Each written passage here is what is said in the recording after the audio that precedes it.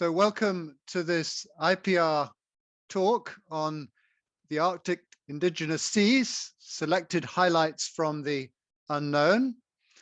My name is James Copestake. I'm Professor of International Development here in the Department of Social and Policy Sciences at the University of Bath. And I'm delighted to be able to welcome Dr. Tero Mustonen, who tells me he's speaking from the village of Selkie in Northern Karelia in Finland, which is close to the Arctic Circle, so probably the most northerly speaker we've had in these IPR lectures. And Tero is a passionate defender of the worldview and cosmology of his people, coordinator of the Indigenous Eurasian Knowledge for the Arctic Biodiversity Assessment, and works for the award-winning Snowchange Cooperative, a non-profit organization based in Finland with members across the Arctic. And he's worked as a coordinator of the Indigenous Eurasian Knowledge for the Arctic Biodiversity Assessment. Tero is widely known, much respected as a scholar of Arctic biodiversity, climate change and indigenous affairs, and has a range of publications, including the groundbreaking work on the Eastern Sami Atlas, Snowscapes and Dreamscapes. He's won several human rights and environmental awards, and I won't embarrass you by listing them, Tero. He coordinates the festivals of the northern fishing traditions that are organized by Snowchange to bring together traditional and indigenous fishermen across Eurasia every couple of years. And he tells me that it's minus 17 degrees C outside and there's 1.2 meters of snow on the ground. And with that introduction, I'm delighted to hand the microphone over to you, Tero. And you have 35 minutes, and then we look forward to a question and answer session. Well, Professor Copestake, James, thank you for that wonderful introduction. And all of you people out there, I hope you can hear me. And thank you for joining today. Also, of course, thank you to the organizers for enabling this way of exchanging and thinking about the Arctic and the Boreal, and especially the oceans that we are today trying to accomplish. Just to clear a couple of things out of the way, Snowchange, as you heard, is an NGO and a network of indigenous and local communities here in the north. Myself, I'm a Finnish person. I live here in the Selkie village, but the Finns are related to the Sami indigenous peoples by Finno-Ugric linguistic connection. And these kind of cultural groups that I will talk about today in this part of the world are the non-Indo-European languages of Northeastern Europe and from Western Siberia all the way to Finland. For example, in our village, we have the cultural heritage that inspired J.R.R. Tolkien for his Lord of the Rings, 11 languages, and some of the storylines in the big book that you might know there in the UK. So without further ado, I have 10 slides for you, and I will try to convey and take you on a journey of the Arctic oceans and the indigenous and traditional engagement with those areas. And then we'll have a wonderful time for questions and points you may want to raise or any other comments you want to take.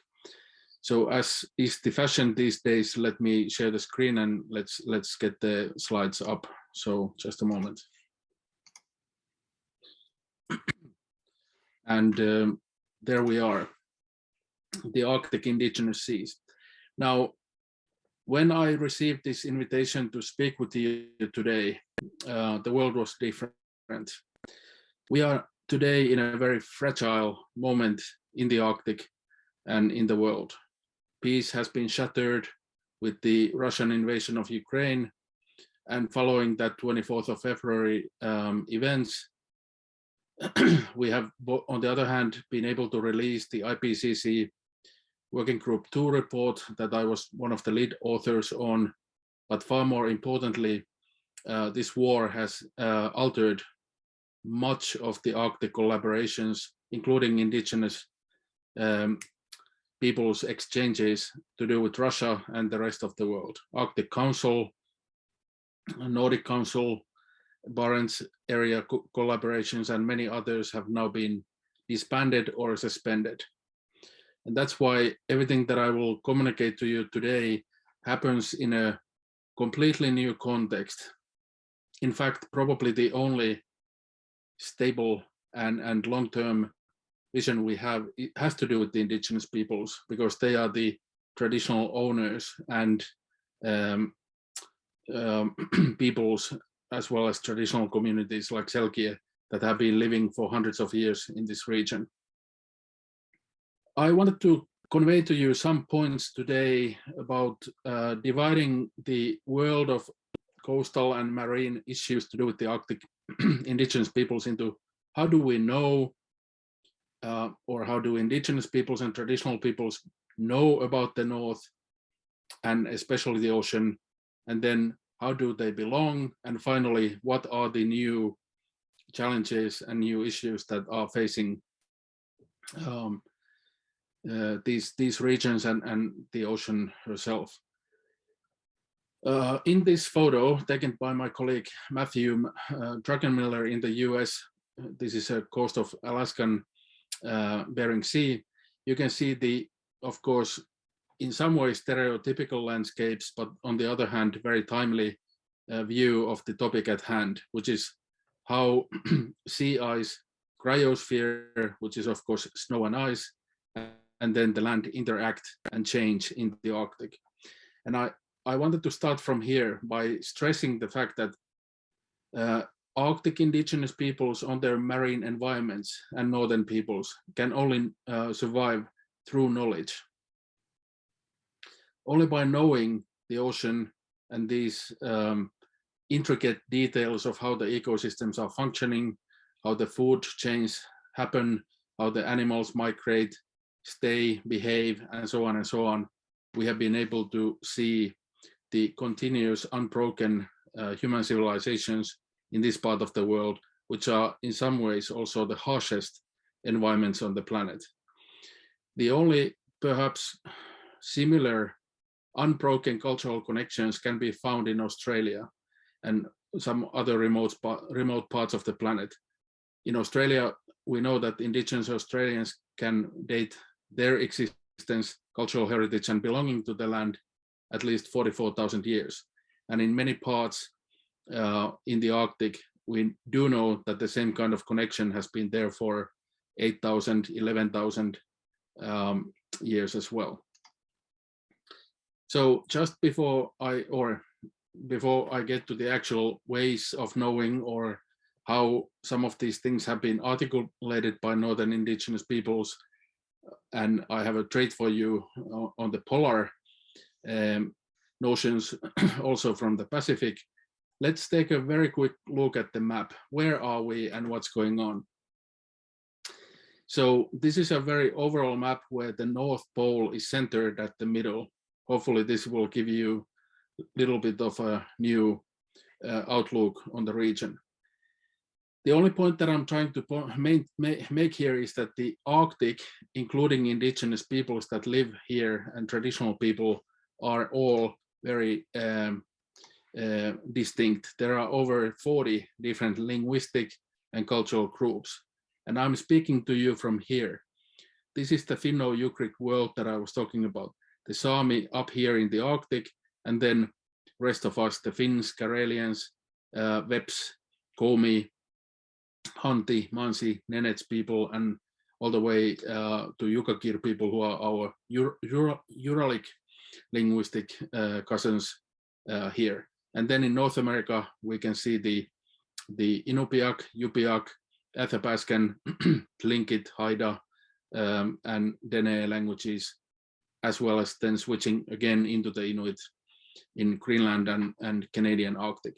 So this view hopefully gives you some of the complexity and thoughts and ideas that I will convey to you today, in the sense that how diverse not only the environment in the Arctic, but also the cultural indigenous peoples and groups are.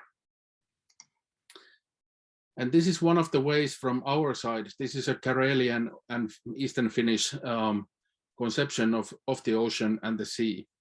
I would like to start with this also with a photo of from the Baltic with our fishing communities about 100 years ago.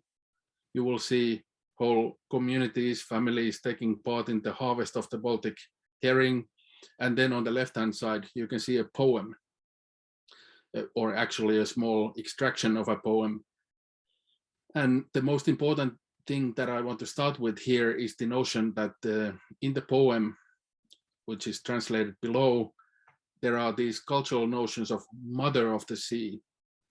And how does that mother, as our old people were thinking about the oceans, come forwards? She is blowing in the wind, swept and seen in the gales.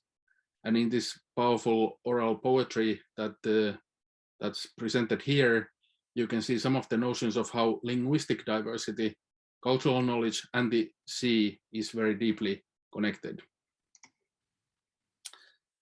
So before we go deep into the Arctic issues, I'll surprise you hopefully with a notion from the South Pacific.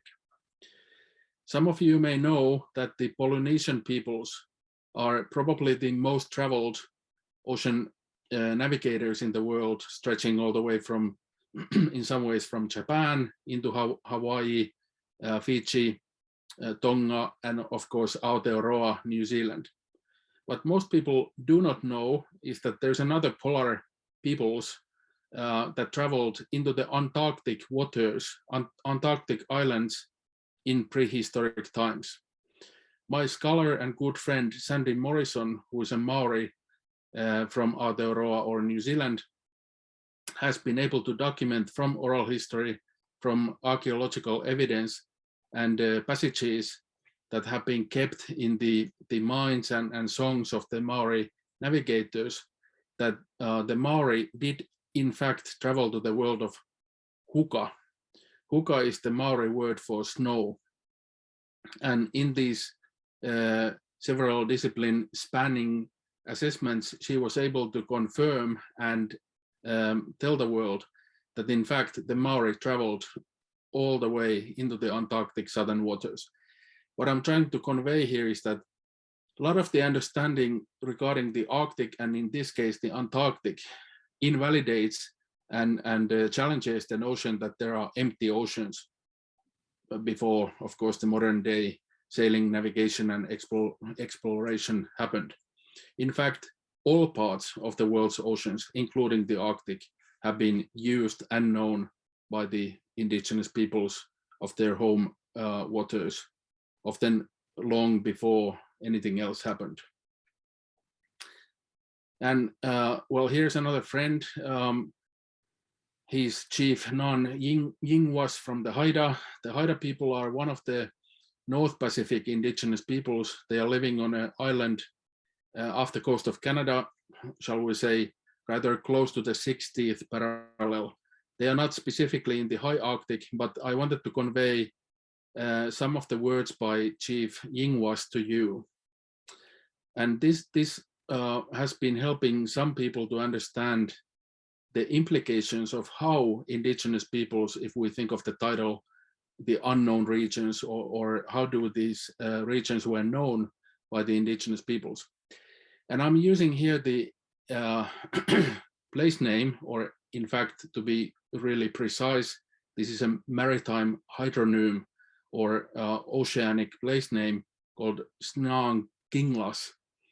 If you translate from Haida, which is still spoken and it's a living language, even though highly endangered, it's called Supernatural One Looking Outwards.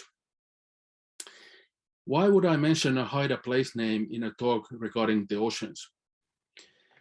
This goes into the limits of how modern knowledge and science operates, because we do know today that this Bowie Seamount, as it's known in English, or the place name is known in English as Bowie Seamount, is 180 kilometers west from the Haida home islands into the Pacific, into the open ocean. There are no islands, there are no landmarks as such out in the open ocean. It's very deep, and if we look at the distance of 180 kilometers, it's pretty evident that it is extremely difficult to navigate and position in the stormy North Pacific the exact location. However, this example conveys to you hopefully how indigenous peoples have known even the most unexpected features of the oceans. And as the chief in the quote here says, Haida villages are all facing the ocean, and the Haida have been dependent on the ocean-going fisheries, trade, war, and other things. But here comes the most important thing for you. The Haida, as all of these marine and Arctic indigenous peoples, had their own governance of the oceans, and shall we say cultural mechanisms like avoidance of bad behavior, overharvesting, and always trying to strive towards respect between different creatures that are keeping the Haida alive and at the same time protecting what the Haida have. And I think the example of the seamount and the place name that has probably linguistic history of 8,000 years is a marvelous example of the oceans we don't really know or don't understand, because they're in big society, there hasn't been a good engagement with indigenous knowledge. So this is just an example of how the knowledge and navigational and spatial engagement with the oceans can look like in the northern parts over millennia. Now the third person, and I do apologize that this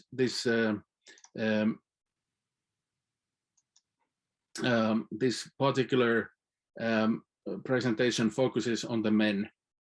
I can answer about the women's knowledge to the extent that I can in the questions, but the examples that I have seem to be male dominated, and that's of course a misbalance. But on the other hand, a lot of the harvesting, hunting, and fisheries is done in the Arctic indigenous peoples by males, when women then have their own specific and extremely important place in decision making and in the communities.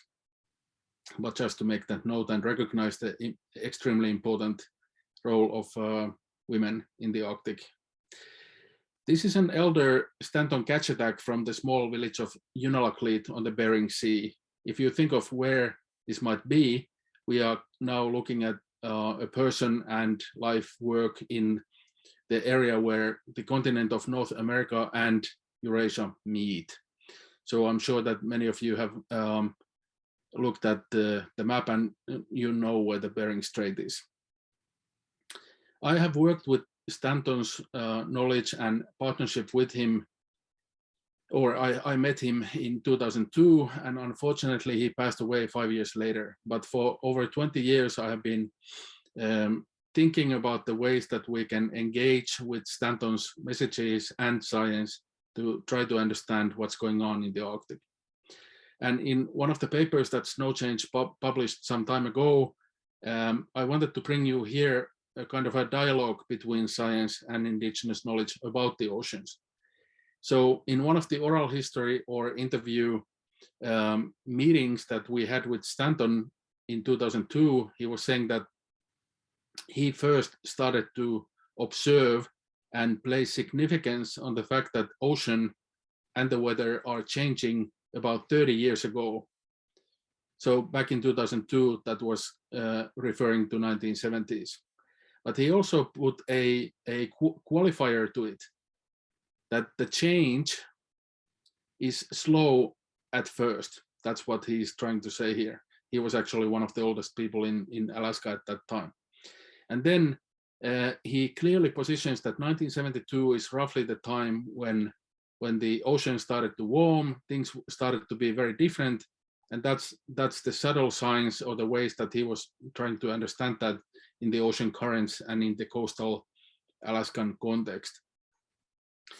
Now, together with my colleague, we then worked on the weather charts and temperature data from 1950s all the way to today in that same place. And we were able to find exact correlation, which you can see here, starting from early 1970s and then shooting up in terms of temperatures. And on that journey with a few odd years of cooling, the trend becomes visible here on the left. I hope people can see that. So this is one of the ways that indigenous peoples are almost like, you could argue, the frontline responders, early responders, people like Stanton Kachatak, who possessed a wealth of knowledge, a mountain of knowledge about the oceans with his wife, and backcasting or trying to position when the large changes in the Arctic started to happen in the oceans.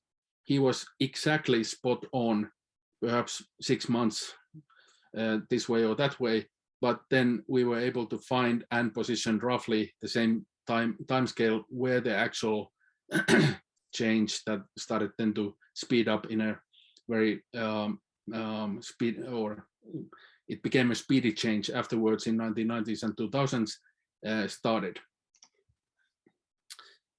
So that's the first half of my talk. That's where I was trying to demonstrate in some ways about the unknown region, the oceans. How do the indigenous peoples challenge our assumptions in the big society on how things were, how are the maps, and who was where first, if you want to look at this concept. By looking at, for example, these maritime place names, oral histories, or then indications of change, like in the case of Junalaklit and Stanton's observations, we are entering into a new world, a novel from the scientific viewpoint. For example, of course, for the indigenous peoples, this has been their existence for all these centuries. And the second, shall we say, bigger part of today, I want to convey some points about how the indigenous peoples are belonging with the oceans and the coasts in the Arctic. On the left hand, you can see a map that's built on something called land use and occupancy. This is a work done by Inuit Trail Atlas initiative that was trying to document, again, the unseen ways the Inuit people in northern Canada and Greenland. Greenland is here. This is the Baffin Island and West Greenlandic Channel here, have been using their land, but it has not been known except now over the past few decades. So as you can see, what looks like empty oceans and the usual map of northern Canada is actually trickled with trails, hunting journeys, place names, sacred places, communities, seasonal land use, and so on and so on and so on. And we'll come back to this question at the end. But this is a way of challenging how we perceive space, how do we perceive the oceans, and how do we perceive, of course, the Arctic when it's changing. So change cannot be understood unless we know what is actually there, and these kind of initiatives are one of the mechanisms to do that. This photo is from Alaska. This is an Inupiaq hunter waiting for the bowhead whale, and you can see a traditional Umiaq boat that they are using to harvest the whale. I'll offer you a quick quote from Anungazuk Herbert. He's from Alaska.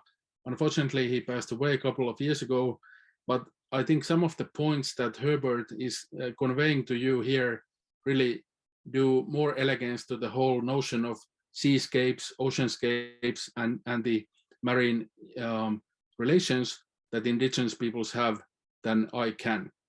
And essentially, the only word of relevance here is alliance. Most of the Arctic indigenous peoples think of themselves belonging and being in close alliance with the ocean ecosystem. For the lack of better term, they are living inside.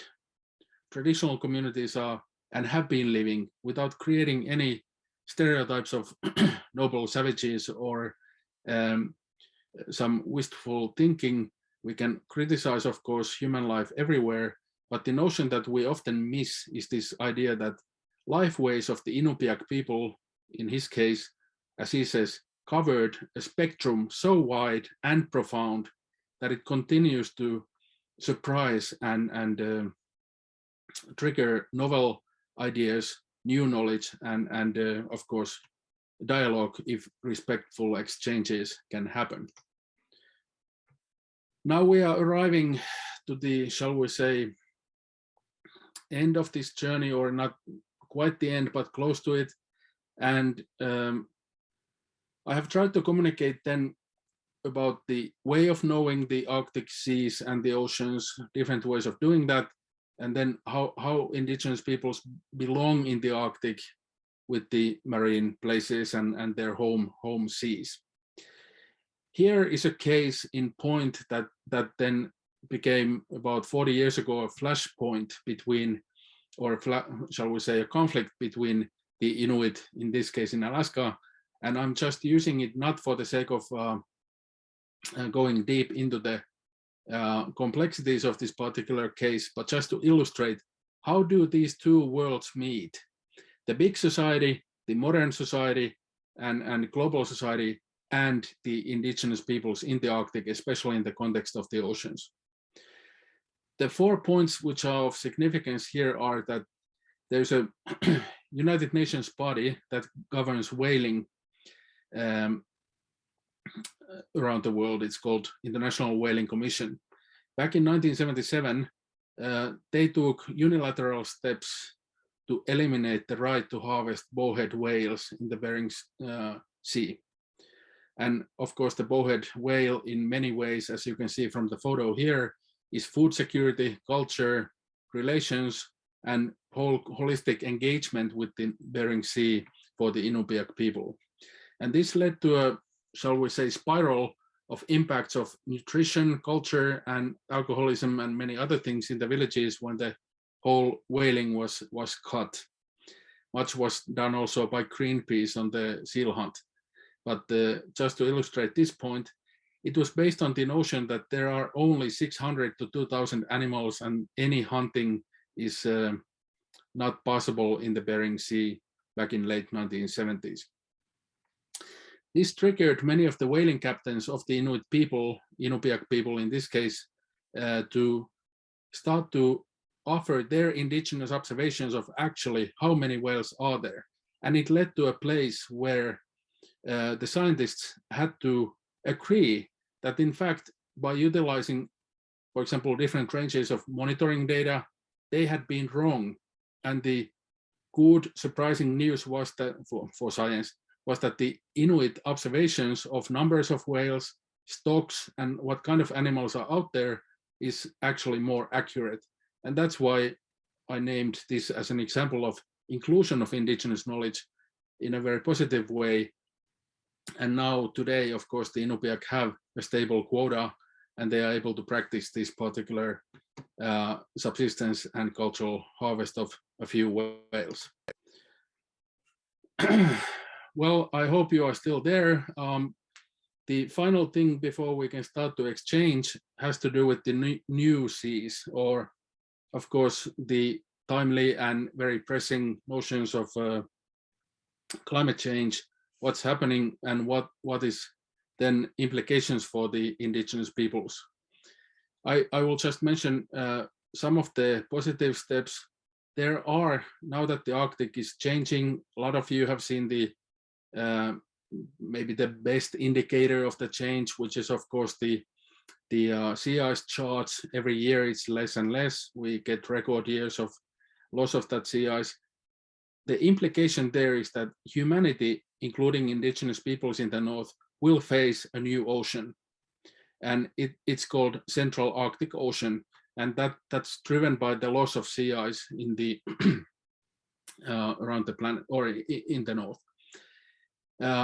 now, in a stark difference to many other international policies, there was an agreement between EU, polar countries, Korea, and China on preventing unregulated fisheries and actually taking a monitoring view as this happens. So this is one of the examples of how international community can act in the Arctic in a preemptive and precautionary manner, and it also included indigenous knowledge and people's engagement. I urge you and welcome you to look at the last Monday, a week ago, we did release the Ipcc report, AR6, Impacts and Adaptation, and you will find in that documentation both from indigenous peoples in the Arctic and also science saying that species are on the move. Over half of world's inventoried species are heading up to the Arctic. This will have profound consequences for indigenous ways of knowing, food security, and the existence in the future. An example of that is the Bering Sea 2018 cold water that prevented in the past waters from the North Pacific entering into Bering Sea collapsed. And the warmer species, algae, and many other drivers entered into the Bering Sea, causing massive disruptions in food chains. And that implies that the evidence is now clear and in place for the changes underway. I get a lot of questions on what can be done. And I'm happy to try to answer that on those, if we have time for questions of that sort. But one of the things that I have witnessed, and we are partly doing also in Snowchange, that links the oceans with, for example, those fish that come up to the rivers in the north to spawn. If we are able to strengthen, rewild, and restore habitats that may be impacted by human use or some other drivers, we may buy time and possibilities for some of those species that are interconnected with the Arctic seas. For example, Atlantic salmon, trout, and lamprey, and so on and so on. So this notion of what can we do in the oceans has to do with many things, but actually linkages to land and freshwater systems may be one of the solution spaces, at least in part.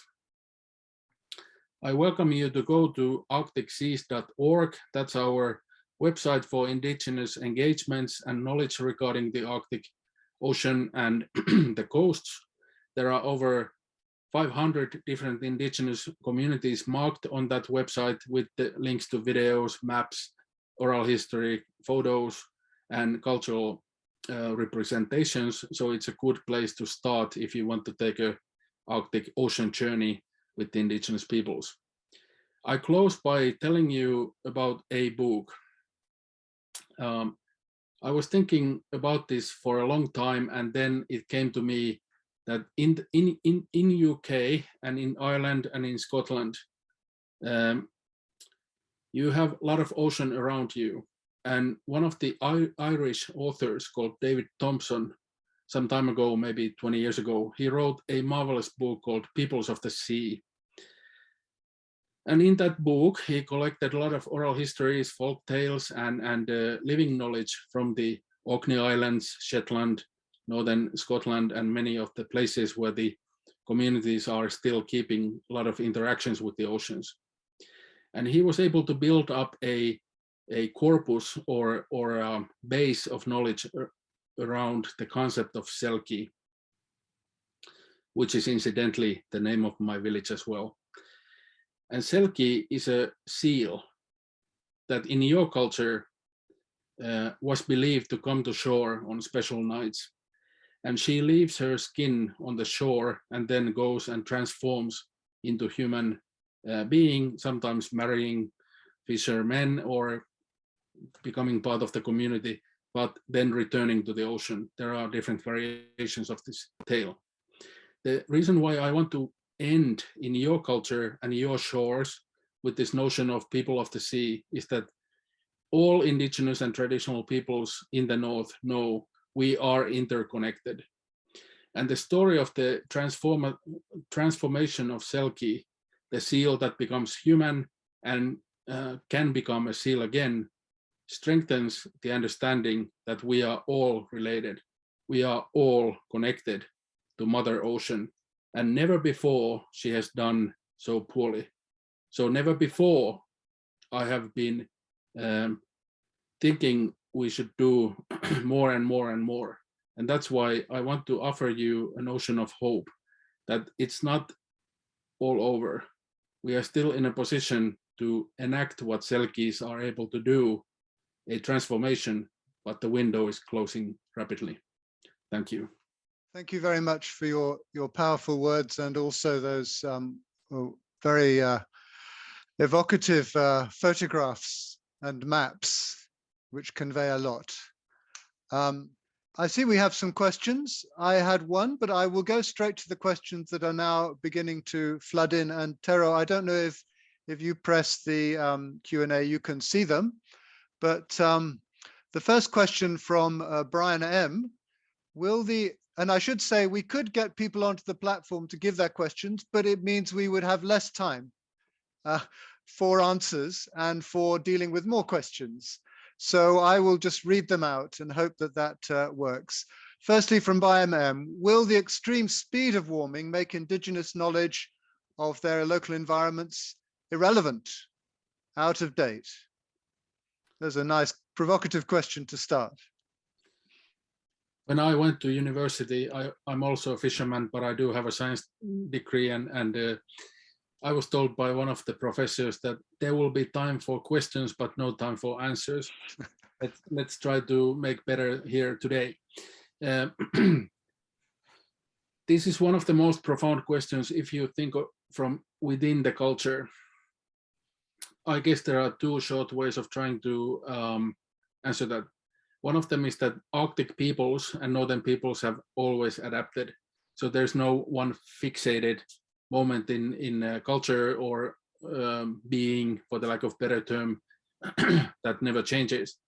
One way of trying to understand it is that, on the other hand, in these cultures, if you include the Finno-Ugric peoples, in our cultures, we have had a core, and some of us still have. There's a core that consists of wisdom, values, cosmological ideas about the world. How does the world function? And then on the outer, shall we say, concentric sphere is the living engagement with the ocean, with the land, with the animals, birds, habitats, and so on and so on. And that has always reflected through the centuries the shifting environmental conditions. However, this particular question is very timely. And as we say in the Ipcc report that came out, there's a huge mental stress on many marginalized indigenous communities in the Arctic. For example, the lack of sea ice, erosion events, new storms, storm surges are causing peoples to evacuate in places like Shishmaref, Alaska. Parts of Unalakleet are moving uphill. Stanton's community, where I have personally worked for a long time, and so on and so on. So many indigenous societies in the Arctic have to relearn and learn new knowledge. There are new animals, new species, new interactions that are coming forward. And the jury is still out whether adaptation and cultural relations with these changes can catch up. But we have to acknowledge in closing that losses will happen. Not only physical losses, but some of the knowledge systems, ways of being with the whale, for example, or the seal will be lost if the sea ice is lost. And that's why I don't doubt that the Arctic peoples can survive if they have the time, rights, and space to do that. But we have to be very clear that the knowledge will be impacted, including language. We will lose some of the sea ice words that are no longer there, and the rich, wonderful, incredible linguistic diversity that's embedded in those hundreds and hundreds of concepts of, for example, ice and snow. Thank you. So David Riera from Miami, Florida asks, what are the most prominent and primary issues that you and your own community face? And how can researchers and scholars like myself, and he's obviously some way away, collaborate, support, or help? Thank you, David. And thanks for the solidarity and feedback. I do appreciate that. One of the things I wanted to convey today was that the Arctic is not somewhere far away, even though you think it is far away, because all of the ocean circulation, climate, and many other factors are closely linked with the with your world as well as here. One of the linkages that might be a way of answering your question, David, has to do with birds. The Arctic and the North is the home nesting area of billions and billions of seabirds, waders, and many other species. But then they will come to you again into Florida in October. One of the things you can try to help, of course, outside the human action supporting conservation or progressive things to do with the Arctic, informing people that there are people, indigenous peoples, it's not all polar bears and melting ice caps, has to do with rewilding and restoration of habitats in your place, even on small scale. Don't move the lawn. Enable it to become a natural grassland, for example, if you own a house, or if you can participate with Nature Conservancy or some of the other groups that are, for example, working in the Everglades. These are some of the locations where Arctic birds will come for the winter. And more we can save them there, more we can offer space for them to survive and so on and so on. It will help also the North. And those are some of the quick things that come to mind. Thank you. Carla sort of builds on that same question, Carla Bywaters. It's evident we need collaboration between Indigenous knowledge and Western thought. Since we are better together, what thoughts do you have about how we can reach a meeting of minds more effectively? So this is a question about language, I guess, too. Yeah, Carla, thank you. That's a very powerful notion. One of the complexities of what I didn't go into at length has to do with the fact that the Arctic, just like Africa, some tribes in North America, they have all undergone a colonial history. And other people came and overtook the land, introduced diseases, and took a lot of the resources away. And that's why indigenous partnerships or engagement with indigenous peoples for solution space has to be aware of those things that have to do with equity, human rights, indigenous rights, and it has to be something that's not tokenism. We can't engage with the Inuits or the Greenlanders or the Sami or in our place, for example, if there's not tangible goodwill and evidence that the history is understood, and then it's a level dialogue. I would, shall we say, end this answer by thinking about something that has been called over the past few years now, especially under COVID. And that has to do with the fact that many faith leaders, wisdom carriers, are needed together. We have heard invitations by the Pope, some of the leaders from the Islamic world, as well as indigenous knowledge holders to come together for Earth. Because what humanity, human race and our planet needs now, in some ways, is not more science. We need wise decisions. How do we come together in a speedy and new way to protect the functioning of the planetary ecology? And there, indigenous peoples have a big role to play, because they have taken care of over 80% of world's remaining biodiversity as confirmed by science. So something is going on that they have been able to do that the big society has been lacking. And that's why this kind of wisdom panel or dialogue between cultures, faith leaders could be one place in the UN, of course, as well as on practical level in management and so on and so on. Thank you. The next question from Craig Hutton, I'm going to use slightly to ask a question myself. Craig asks about many young people adopting traditional lifestyles and culture, or are they seeing migration away by the young? And another listener also talks about how long can these northern indigenous groups last at the current rate of climate destruction? So those two questions may be a little bit linked. But maybe I can also just ask a very quick question, but don't take long over it, about language, because I love the word indigenous because it means so much in so many places. But the word traditional, how do you feel about the word traditional, Tero? Because so often it seems to be used as a counterpoint to modern. And it seems to me that a lot of indigenous knowledge is very modern, and that sometimes we use that word in a respectful way, but sometimes we use it in a way which slightly colors the way we think about knowledge, that maybe is better described as timeless than traditional, or is also very modern. Well, let's start from your side and then go to Craig. Maybe 15 years ago in Canada, you know that the capital of Canada is Ottawa. And in Ottawa, they have a museum called Museum of Civilization or Civilization of Man or something like that. And the museum wanted to contract and commission a real Inuit kayak.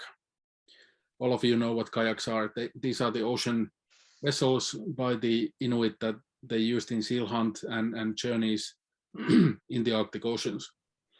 And the museum wanted to do this really well. And this is not a long story, but they commissioned this with the community of Iqlulik in Nunavut in the high Arctic. And they sent the funding, they sent the request, and all the Inuit carpenters and cultural people were fine, great, we'll make a kayak for them and demonstrate the Inuit culture and the living connections. And the museum was expecting this sealskin, wooden framed, wonderful traditional boat that will come. Well, instead what came down was plastic tops, metal framing, exactly well-made kayak, but with modern tools available at their disposal and resources and materials. And for the Inuit, that was self-evident. We are living in this time. This is a living culture. And while there's an engagement and relations with the land and the ocean, it's not 100 years ago. If kayak is made, it's equally well to be made from the modern sourcing as opposed to what the old people were using. And that brings us back to this notion that most people will make the mistake of thinking in binary terms. They think of traditions and modernity, and if there's some modern Inuits around or Arctic indigenous peoples, they are probably all alcoholized and addicts or whatever, unemployed, and there's nothing there. But things used to be well 100 years ago when Nanook was around and the film was made and they still were living off the land. Well, here's some news for you. Most of the Arctic indigenous peoples are still living in exactly the same places, of course, suffering from horrible events that happened like colonialism, diseases that wiped out 90% in some villages of the population and so on and so on. But they are still there. And they are suffering from, and they are benefiting from, just like any human society, same problems that are there, including this, what Craig is talking about, the outflow. And the reason why we have seen the outflow of young people or loss of culture and language, especially in the Western Arctic, Alaska and Canada, over the past 40 years in very speedy manner, is the fact that I started my talk by saying that we are living in an extremely fragile moment in the world right now, but it's equally fragile in the Arctic. If you have to compete against the TikTok, Netflix, money, and the trappings of what comes from the big society with your small and very fragile cultural way of existence. And that's why one of the solutions here is indigenous rights. We have seen some places in Canada, for example, where land rights, cultural rights have been recognized. that there's a resurgence and pride and self-esteem amongst indigenous youth. They are staying, they are creating new music, new art, they are still hunting, they are going out to the land, and yes, they are living in 21st century. It's not exactly the same as 100 years ago, but they are still there. They are proud of what they do, and they are trying to address something known, and I will end here, the intergenerational trauma resulting from the colonial history, loss of land, and loss of culture. Back to your point, James, many of the indigenous languages in the Arctic are in dire straits. We are getting only 20 speakers of the Haida, perhaps 100 speakers of the Ewen language. So this will be a critical moment. On the other hand, Maori, for example, have demonstrated in New Zealand that language can come back if there are linguistic nests and youth immersion early on. Thank you, thank you. Okay, Philippe Blondel has a very interesting and slightly more technical question. He's interested in the acoustic monitoring that you mentioned for counting whales and how it can complement local observations with remote measurements. And are there other ways in which acoustics can help communities? And he's thinking of the influence of increased shipping, particularly, as one issue. How else can acoustic monitoring help? Thanks, Philip. This is timely, as you point out in your question, in the sense that sound travels in ocean waters very differently than on air. And most of the Arctic marine mammals, seals, beluga, narwhales, bowhead whales, and many other whale and other creatures, even fish, are dependent on the fact that the ocean has the kind of sounds that they can use. A classical example is, for example, narwhale. That's the toothed whale with the tusk, by the way, which was the inspiration for the unicorn stories in the medieval Europe. Of course, the Inuits knew that it's a whale, but back 500 years ago in France, and in London, they thought that there's unicorns around, and the proof was this tusk. But in fact, this tusk is a tooth, and it's used kind of as a sonar when the narwhal is traveling in the oceans. And now we come to the second side of things. When I was talking about the IWC notions of the whaling and how the at that time acoustic monitoring was missing out on the population numbers of the bowhead whale, it was far more innocent time. Shipping amounts, traffic lanes, submarine noise, and many other noise factors were nothing compared to today. And we are witnessing a large, shall we say, amount and increases of not only marine shipping noise pollution that affects a lot of the marine mammal capacity to navigate and know their, shall we say, sonic scapes out in the ocean and the ocean currents and the fish and so on. But we're also seeing something that I didn't really talk about, which is the proliferation of mining and energy production in the Arctic. There are many governmental ships as well as private companies that are surveying using geoseismic and sound-based machinery and equipment where the potential oil and gas and mining sites, including ocean or seabed mining, might be. And some of the Inuit communities in Canada have successfully fought this off, so that they have tried to protect their community areas against seismic testing and the incredible amount of noise that such actions cascade on in the marine environment.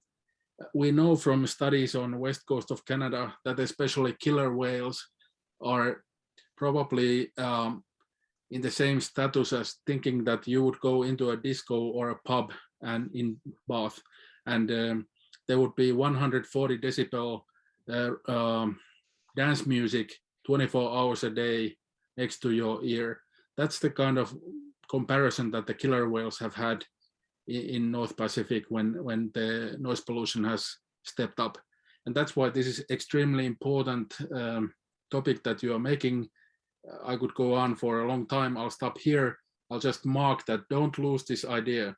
The noise pollution, including from submarines and so on, is extremely important. And thanks, Philip, for that question.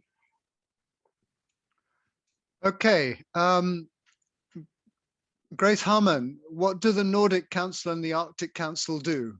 How does this collaboration work, and how can it be protected? And again, that's a timely question in the light of what's happened in the last few weeks, I guess. Grace, thank you. These are two entities I'll answer shortly. Nordic Council exists between Finland, Sweden, Denmark, Norway, Iceland.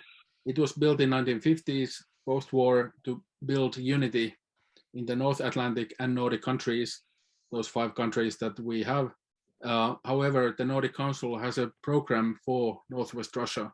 So after the Cold War, when there was so much hope and so much feeling that we have to engage and work with Russia, there was the Northwestern Russia program that funded the environmental work, indigenous work, and many other collaborations over the past 30 years with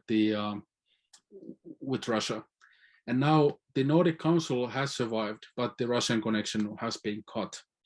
And that's a tremendous impact on regional collaboration in the Arctic. Far more devastating, however, is the Arctic Council suspension. Arctic Council, I'll make this in a sentence. So, which is of course when I speak 5 sentences, but isn't that always the case with men? So anyways, the Arctic Council is a body that was founded in 1996 by all Arctic countries and indigenous peoples on soft policy questions, environmental collaboration, climate change, pollution in the Arctic, including mercury and shipping and many, many other things. It was founded in 1987 when the Soviet leader Mikhail Gorbachev, gave a very famous speech in the Arctic city of Murmansk in northern Russia, where he said that the Arctic, the polar regions, should be a zone for peace and collaboration. And that then became a process where Finland first led the Arctic Environmental Strategic Network, then that transformed 1996 into Arctic Council. And it has been probably the most important global regional mechanism to create assessments on the Arctic that have created huge conservation areas. It alerted the world to the dangers of runaway climate change in early 2000s, and it has delivered on things, as I said, on mercury, indigenous rights, and a dialogue between indigenous peoples and science in ways that no other regional mechanism has in the world, not certainly the Ipcc. And now it's suspended because of the war. And we may backtrack 30 years of regional collaboration because of this, of course, understandable decision, but it is a great damage. Thank you. Thank you. Mary, questions, by the way. On the somewhat controversial question of whaling, how could indigenous communities in the Arctic, in the limited areas where communities still hunt whales, cope in terms of food supplies if they are completely unable to hunt whales? And I think I missed over an earlier question, which was about long-term prospects for populations in the Arctic, but let's start with the whales. Yeah, whaling, of course, triggers opinions and the shall we say resistance from certain environmental groups and so on and so on. And all the power to that. I think the notions and the stereotypes and people's image of whaling, rightfully so, has been often associated with past whaling of industrial kind. We just, by the way, learned that Endurance Shackleton's ship has been found. So that's an indication of how the European expansion of polar areas happened through whaling and research and so on and so on. which devastated the whale stocks around the world. In fact, City of London had gas lamps that burned whale blubber, and that was how whale products were used. I don't know. James probably remembers better your history, but 150 years ago or 140 years ago. The point that I'm trying to make is that whaling as an act destroyed the oceanic ecosystem, including removing, and here comes the fun fact, blue whales out of the existence for the most part. And because the blue whales didn't poo in the water, it started to alter the carbon cycle and nutrient cycle in the Pacific and many other oceans. So there was a lot of cascading results from the industrial whaling. Indigenous whaling is very different. Whale is culture, whale is language, whale is food security, and no indigenous group, if they are able to maintain governance over their coasts and marine area, will take the last whale. In fact, in Alaska, for example, the whales that are harvested number probably 10 to 20 out of a stock of thousands and thousands of bowhead whales. And I do understand the fact that we have to stomach a very hard cultural dialogue. The scenes, even in my presentation, I showed you how a whale has been cut on the ice and people are harvesting that. But it's extremely important to remember that the whale hunt that happens by indigenous peoples is often at the nexus, at the core of a culture that has been there for thousands of years. And they themselves do have in their culture checks and balances of overharvesting. They will stop if there are no more than a few animals. They will wait. But the hunt is not only about the food. It's not only about pleasure or a hobby. It's about a world. It's about songs. It's about the kind of engagement with the ocean and living ecosystem where humans, and here comes the important thing, are not the enemy. In fact, humans belong. And the gift, that's how the Inuit people call the whale. The gift of the whale happens in a very profound communion. And I don't want to use wrong words, but for the lack of any other term, it's a spiritual connection between the whale and the people. And that whale that gives himself to the community does that, as the Inuits believe, on purpose. So it's not actually hunting, it's gifting. And this is extremely hard to stomach, extremely hard to understand for some of you, but it's true. I have seen it my own eyes and practiced some of those things in our small place here. So the complex relation that human beings and nature can have not been lost in all parts of the Arctic, despite, of course, loss of culture, alcoholism, many disruptions have happened.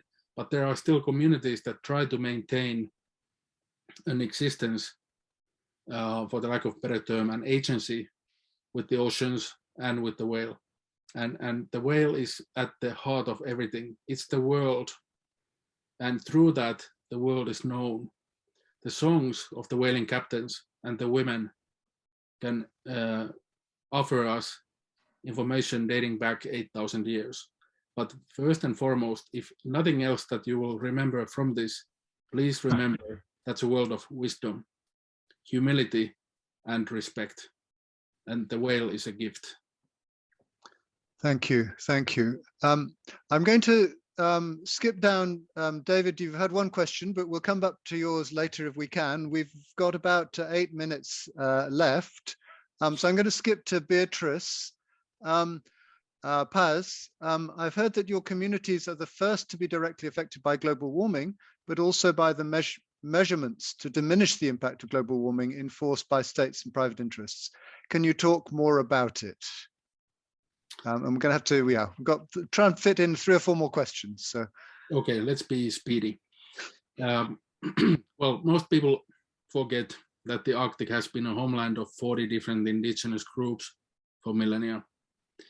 They think they can impose many things, including wonderful science experiments or climate repair actions or geoengineering fast, because of course humanity is very concerned about the Arctic overall. And that's why we need solutions that understand that there are locally based things that matter and fit the shoe from here. So that's why, yes, there will be more and more interest. There will be more arrivals in the Arctic. There will be more changes in the Arctic. But it's critical how we do that. If we are able to maintain agency and capacity of indigenous peoples in the Arctic, their rights and respect for that, we might have a fighting chance, because they are the only ones knowing actually what's going on in that place. Thank you. So, we've had a question from Miami. I should mention that Beatrice comes from Mexico, so we are moving further afield, and she shares that sense of solidarity with what can she do to support. And skipping back up to David Riera, as a Black Indigenous person of color, he reiterates what can he do as a doctoral fellow who is involved in local Indigenous research to collaborate with others. And I think the extra thing David is asking is about preserving stories and ways of knowledge. What are the ways in which we can ensure that the knowledge and wisdom built into languages is not lost? You, I'm sure, have a huge amount of experience of that, Tero. Well, I could be here now giving you a shopping list of things to do. Work with your local tribe, work with your grandmother, record her stories, and so on and so on. Time in some ways is past those ideas. We are now at the edge of the next choice. Okay, we are in a pathway, a crossroads. And that's why on the storytelling and knowledges, I would argue that there is perhaps ample enough documentation of indigenous knowledge, for example. Of course, you can always support and you can always engage. But I have a message to everybody that listens today. Make your own story and make it count. Break free, perhaps even from the academic shackles that you might have. We are now on that extremely fragile state of mind, state of body and society. And then each one of you has to do something new now. After 24th of February, the world became a different place. Some of you may think in Mexico or other places that the war in Europe receives so much attention because it's the certain skin color or privileged people that are killed and fighting each other. The complexity is that this war will not stay here unless each one of us do something completely new. You have to realize now your story, no matter where you are. We will realize it for the Arctic and the North. And you can join hands with us for peace and for love and for better understanding.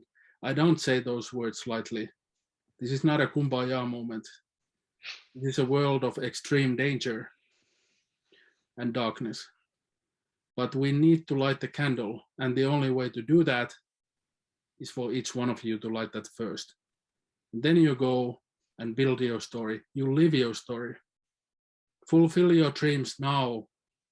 Take care of all of your lands for us. That's the best message I can ever give you. More you can have nature left in Mexico, in the Everglades, in Bath area, the better fighting chance we have. And then we can join hands for a global alliance, and we might have a fighting chance. But the old ways of thinking about traditional knowledge, science, academic careers may be over. I'm not saying that they are redundant. There are important skills in universities, important things we need to do in research, but the most important work we need to do is this one, in my mind. Take this chance now to make your stories count. Make the new century matter like never before, and do all that you can for this planet, and then you help us the best. Thank you so much, Tero. We have just 2 minutes left, and I don't think it's very difficult to cap that. So I think we will we will make that the last question. But I guess it's one thing I've learned from my own brief encounters with the sea is that it is not very tolerant of indulgent and self-indulgent thinking. And you've reminded us of that very powerfully today. As a resident of Selkie, but also very powerfully, I think, as somebody who lives in Finland, and above all, as a citizen of one planet. I've spent quite a lot of my last weekend trying to write a blog for the Center of Development Studies here about the global implications of the war in Ukraine and why that isn't a Eurocentric thought. So I wholly echo that. But let me also share with you very briefly, the most powerful experience of my last year was visiting Priest Island off the coast of Scotland and visiting a colony of storm petrels and being humbled by those tiny little birds gathering to breed, and the thought they'd been doing that for thousands of years without human involvement, and that these tiny little birds would be visiting huge tracts of the planet that I will never see myself. So with that act of solidarity with you, and also with storm petrels and many other birds and species, let me thank you very, very warmly.